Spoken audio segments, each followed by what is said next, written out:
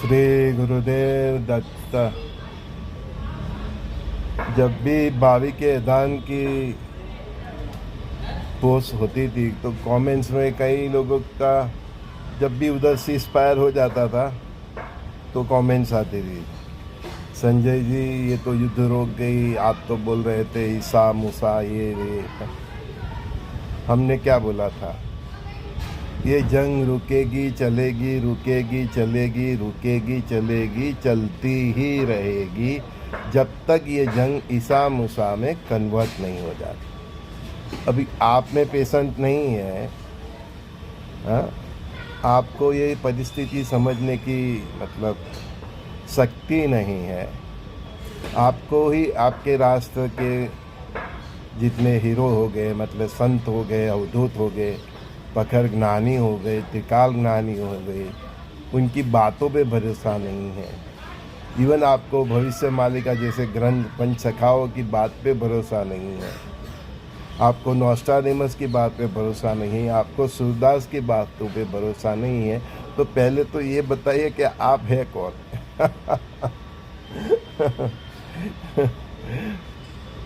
तो वो जंग चलती ही रहेगी तो चल ही रही है।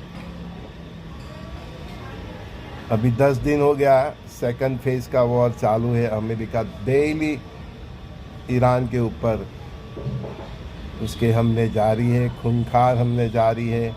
उसके रिप्लाई में ईरान भी उसके इर्द गिर्द के कुवैत, बहरीन, सब देशों पे अमेरिकन जितने बेस है उसके ऊपर अटैक कर रहा है।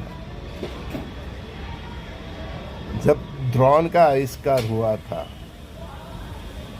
तब मैंने एक बात बताई थी कि ये ड्रोन का आविष्कार तीसरा विश्व युद्ध को वर्ल्ड वॉर में तो कन्वर्ट करेगा, लेकिन अणु युद्ध में कन्वर्ट करेगा। क्योंकि ड्रोन का वॉर एक प्रकार के गेरिला वॉर जैसा है, आप कहीं से भी डाल दो, डाल के चले जाओ, है ना। तो चाहे सामने कितनी भी बड़ी विशाल सेना हो तो वो भी परेशान हो जाती। तो उसके पास फिर वो एरिया में मास डिस्ट्रक्शन करने के सिवा कोई मतलब चारा ही नहीं रहेगा, है ना। तो आगे इसी ड्रोन के आविष्कार के कारण जो तीसरा विश्व युद्ध है वो परमाणु युद्ध में कन्वर्ट हो जाएगा, क्योंकि बड़ी महासत्ताओं के पास कोई चारा ही नहीं है। अमेरिका या इजराइल कितना भी ईरान में बॉम्ब डालें, पूरी सेना को भी ख़त्म कर दे, लेकिन गेरिला युद्ध चलता ही रहेगा तो अमेरिका इजराइल क्या करेगा? बाद में मास किलिंग पे ही आ जाएंगे। तब तक कोई भी देश ये विश्व युद्ध में कोई भी देश के सामने जंग जीत नहीं पाएगा, क्योंकि ये ड्रोन इतना सस्ता और इतना चीप आविष्कार है और आगे भी इतना और सस्ता हो जाएगा। एक छोटे से छोटा देश भी कहीं से भी बस आपके ऊपर अटैक करता रहेगा, और आप उसके लिए कितना एंटी सब गन, एंटी मतलब मिसाइल बनाओगे, हाँ, वो उसका खर्चा भी इतना महंगा है। तो अभी देखो रसिया की क्या हालत है, करीबन 5 साल होने आए, ठीक है ना। तो यूक्रेन को सब ये लोग पैसे सप्लाई करते ही रहते हैं, और यूक्रेन ने ड्रोन में इतनी तरक्की कर ली है कि वो अभी रसिया के अंदर कहीं पे भी अटैक कर सकता है। तो रसिया कब तक उसको बर्दाश्त करेगा? उसी प्रकार अमेरिका और इजराइल कब तक ईरान के ऊपर ये बमबारी करते रहेंगे, करोड़ों रुपए का खर्चा करते रहे। उनको भी अपने देश की इकोनॉमी देखनी है, और ईरान के साथ तो हूती, हमास और हिजबुल्ला भी है। तो हल्के हल्के अब देखेंगे आप, ये अगस्त महीने से ही, जुलाई से, मैंने जून से ही बोला था, तो जैसे जैसे अगस्त आएगा, फिर सितंबर, फिर अक्टूबर, फिर नवंबर, फिर दिसंबर, फिर जनवरी से अप्रैल, जैसे जैसे ये महीने आगे जाएंगे, जैसे जैसे दिन बढ़ते जाएंगे, ये दुनिया विश्व युद्ध की ओर तो बढ़ ही रही है। We are already in the third world war. अभी आप इसको स्वीकार करो ना करो वो आपकी बात है, वो हमारी जो देखने की क्षमता है उसके हिसाब से मैं बता रहा हूँ कि we are already in the third world war. और ये वॉर 2020 से शुरू हुई थी, ऐसा इन फीचर में इतिहास में लिखा जाएगा। तो जैसे जैसे समय बढ़ता जाएगा वैसे वैसे दुनिया के बाकी भी जो देश है, दो महासत्ता की बात कर रहा हूँ मैं, एक चीन बाकी है अभी और भारत बाकी है। तो 2027 आते आते चीन और भारत भी 99% इस जंग का जो पैरामीटर्स है उसमें आ जाएंगे। हाँ, मतलब पूरी शक्यता है। आगे तो वो कल की रुद्र भगवान तय करते हैं। कहीं ज्योतिष के भी प्रेडिक्शन गलत इसीलिए साबित होगी क्योंकि फाइनली डिसीजन तो कल के रुद्र भगवान ही तय करेंगे। तो महाभारत का युद्ध था कौरव पांडवों के बीच में, तो पांडवों के सामने प्रत्यक्ष प्रमाण था, सभी परिस्थिति उनके सामने थी, फिर भी अगले दिन क्या होगा वो खुद जजमेंट नहीं कर पाते थे क्योंकि उस टाइम भी कृष्ण भगवान ही सब तय करते थे कि दूसरे दिन क्या होगा और हारी हुई मैच को कैसे जीता जाए। समझ में आया? तो इसी तरह कल की रुद्र भगवान ही तय करेंगे कि अब भारत पाकिस्तान और चाइना वाला फ्रंट कब खुलना है। हाँ, बस उन्होंने उसको अटका के रखा है, समझो, ऐसा रखो। कभी भी खुलना है वो उनको भी मालूम है, वो खोलेंगे ही, लेकिन कब खुलेंगे वो सब उनके पैरामीटर्स में। क्योंकि फाइनली देखा जाए तो दुनिया में जो भी हो रहा है वो कल की रुद्र भगवान की इच्छा से ही हो रहा है, समझे आप? हाँ, तो जब उनको ठीक लगेगा तब भारत पाकिस्तान और चाइना का फेस खुलेगा। कई लोग हमको पूछते हैं ऑस्ट्रेलिया में कब होगा, न्यूजीलैंड में कब होगा, जल प्रलय होगा। देखो सब पैरामीटर्स तो फिक्स है कि होना है। 90% है दुनिया की तबाही जल प्रलय से है, लेकिन कहाँ कितनी करना है वो भी कल की रुद्र भगवान ही तय करेंगे। उसमें प्रकृति का भी प्रलय है, मतलब इतनी बारिश गिरेंगी कि एक दिन में 40 इंच, 50 इंच, 80 इंच, 90 इंच ऐसी बारिश गिरेगी। तो वो सब तो पैरामीटर्स, प्रकृति तो परमात्मा के अधीन होती है ना, तो वो पैरामीटर्स प्रकृति कब एक्टिव करती है वो भी हम आपको हाईलाइट्स बता सकते हैं, लेकिन कब करना है वो कल की रुद्र भगवान ही कहेंगे, किसी की नहीं चलेगी। हाँ, कुछ घंटों पहले या कुछ दिन पहले हमको इशारे हो जाते हैं तो हम सावध हो जाते हैं, अगर वो इशारा हमने समझ लिए तो।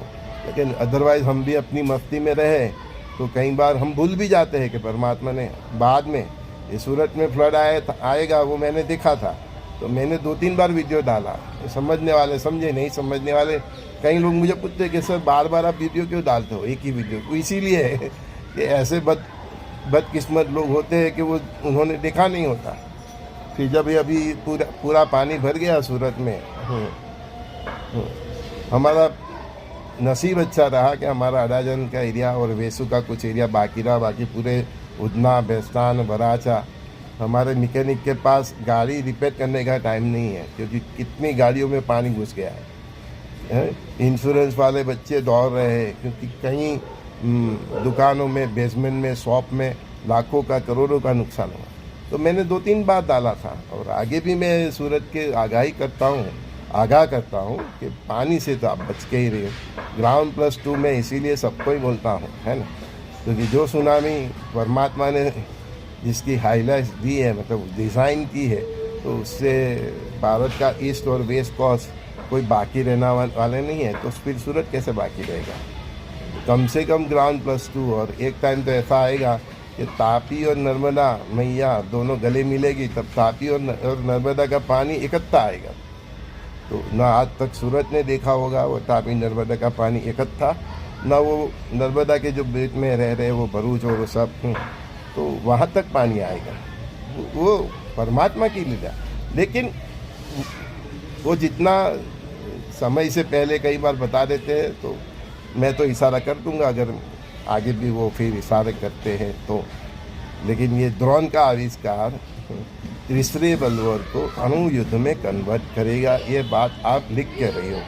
तो कई लोग मुझे पूछेंगे भारत में कहाँ गिरेगा, इधर गिरेगा, अब दिल्ली में गिरेगा, इधर गिरेगा, इधर कलकत्ता में गिरेगा, मद्रास में गिरेगा। देखो एक गुप्त बात बताता हूँ, परमात्मा ने एक लक्ष्मण रेखा खींच ली है भारत, पाकिस्तान और चाइना की बॉर्डर के बीच। जैसे वो भगवान लक्ष्मण जी ने सीता मैया के लिए लक्ष्मण रेखा खींच ली थी। अब ये बॉर्डर के जो राज्य है हमारे देश में, कहीं तो हमसे विरुद्ध है, ठीक है ना। हाँ, तो ये बॉर्डर के राज्य पे डिपेंड है कि उनके यहाँ कितना नुकसान होगा।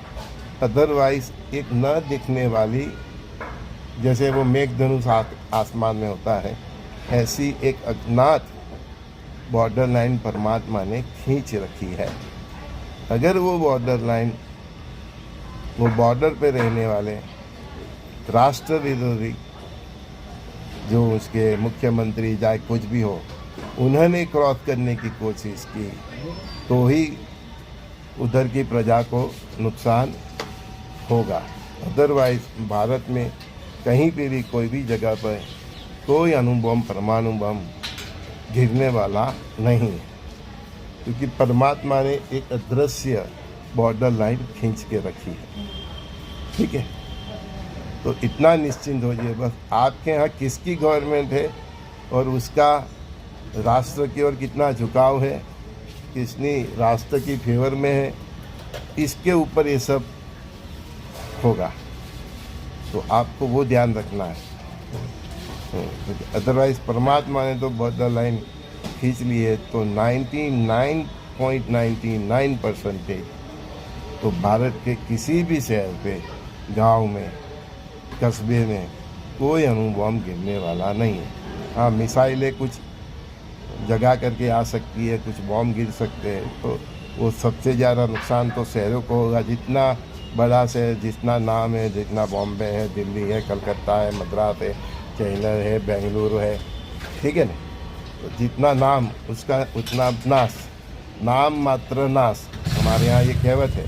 तो इसीलिए हम बोल रहे हैं कि गांव की तरफ थोड़ा झुकाव रखिए, गांव में एक अपना आशियाना रखिए, अपने शहर से 5-10 किलोमीटर आस है, क्योंकि जितना बड़ा शहर उतना बड़ा उधर आगे नुकसान होना है। और दूसरा, ये जल प्रलय से, बारिश से सावधान रहिए। हर बार मानसून एक से बढ़ के एक आएगा। ये अल नीनो फल नीनो जो बजा रहे थे ना बाजा, सबका बाजा बज गया।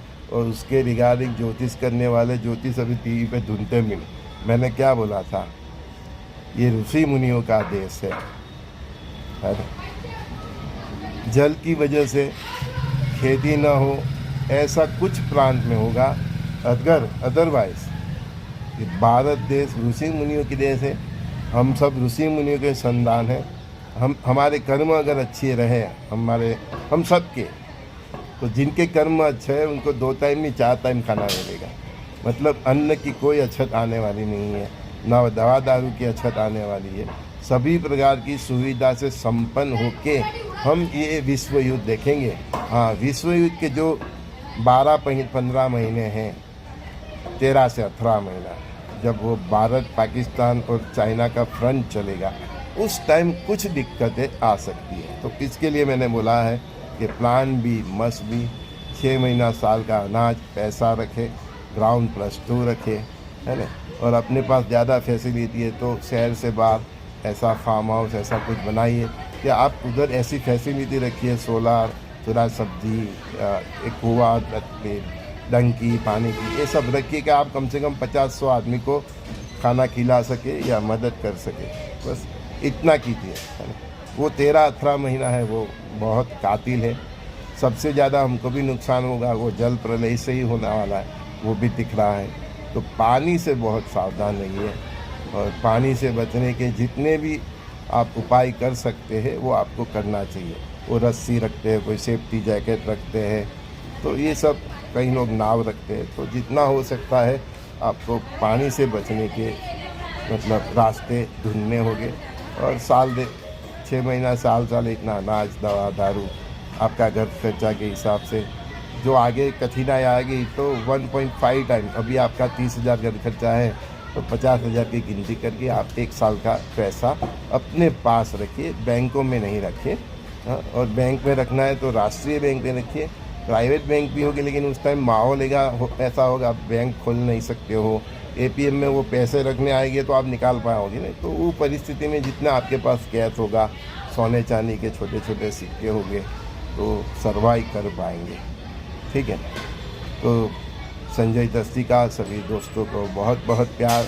एक बार फिर बता रहा हूँ, अगर आप नींद में है तो जाग जाइए, क्योंकि 26 से 27 खराब, 27 से 28, 28 से 29, 29 से 30, 30 से 31, 31 से 32, 32 से 34, 35 फाइनल है। तो फाइनल तक की अपनी कमर बांध के रखिए, है ना। डेवलपमेंट की तो बात सोचे ही नहीं। आपके पास जो भी है, प्रॉपर्टी है, आपका जो परिवार है, आपका जो हेल्थ है, वो भी आपने 32 तक सर्वाइव कर लिया और फाइनल तक सर्वाइव कर लिया, तो आप दुनिया को बताओगे कि मेरे पे प्रभु की बहुत कृपा है। समझ गए? ठीक है। श्री गुरुदेव दत्त। और एक बात फिर बता दूँ कि फाइनल डिसीजन कल की रुद्र भगवान ही नहीं। हमने जो बताया, लेकिन फाइनल डिसीजन तो कल के रुद्र भगवान ही लिए। कोई ज्योतिष, कोई गुरु भगवान नहीं बन सकता। परमात्मा परमात्मा है। जिसकी जैसी भक्ति, जिसकी जैसा परमात्मा के साथ समर्पण, उतना वो बताने की कोशिश करेंगे। लेकिन अदरवाइज ये जो वर्ल्ड वॉर की और आगे जो युग परिवर्तन की जो भी प्रिडिक्शन है, वो ज्योतिषों का सब्जेक्ट नहीं है। वो हमारे जैसे जितनी दिव्य दस्ता है, जो हमारी ऋषि परंपरा उसके साथ जुड़े हुए हैं, वो शब्दों की मर्यादा में आपको कुछ बता सकते हैं। लेकिन उसमें भी परमात्मा ने खुद बताया हुआ, तो भी फाइनल क्या क्या कितना करना वो उनके हाथ में है। बस आप हमारी बातों से अगर सजाग हो सकते हैं, कुछ बात ग्रहण कर सकते हैं, कुछ आप तैयारी कर सकते हैं और आपने कर ली और इन फ्यूचर में आप फायदे में रहे, तो फिर हमारा ये बोलना सार्थक है। श्री गुरुदेव दत्त।